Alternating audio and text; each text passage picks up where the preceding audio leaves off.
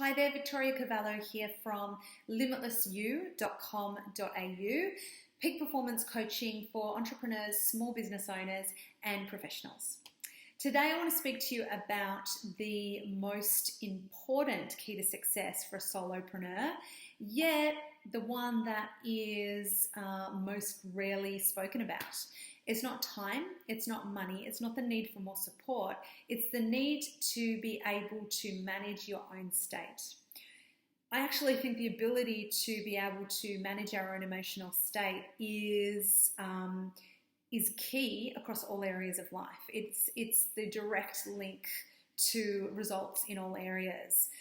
But certainly for business, for entrepreneurs, and absolutely for solopreneurs, it's everything. As a solopreneur, you don't have that external motivation. You don't have an employer breathing down your neck or telling you when to be somewhere and what results you need to get. So it can be tempting sometimes to fall into procrastination.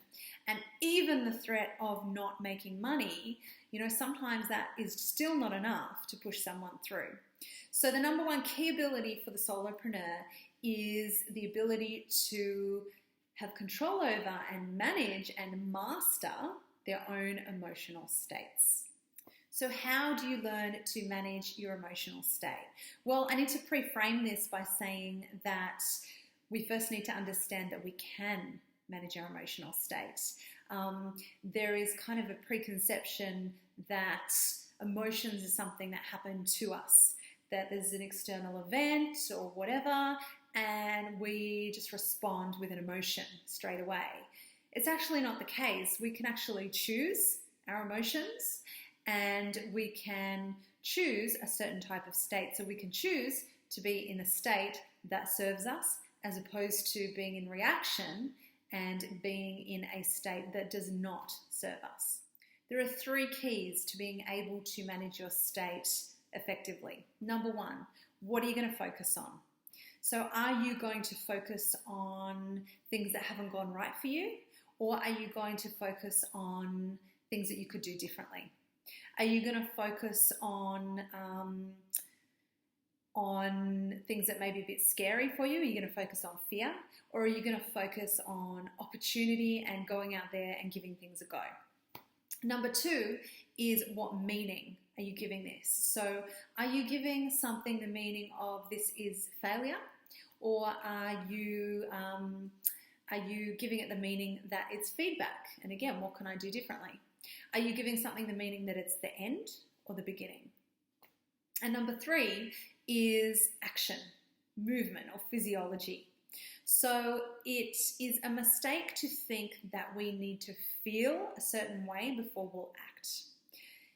I don't know about you, but if I had to feel like getting out of bed, I probably wouldn't get up in the mornings until, I don't know, maybe about 9:30 every morning, maybe a bit later if I didn't have kids.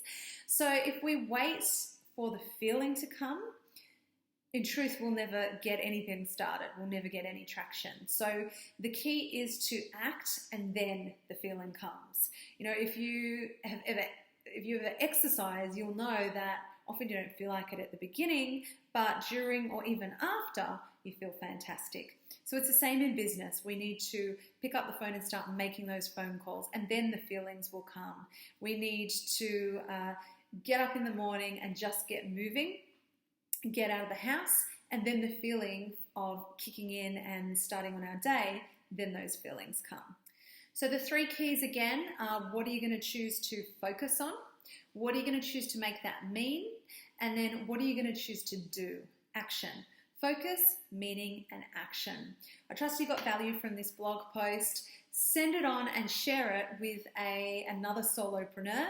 And I'd love to see a comment down the bottom around what you have done in terms of focus, meaning, and action that has helped you to peak your performance as a solopreneur. I'm Victoria Cavallo from Limitless You.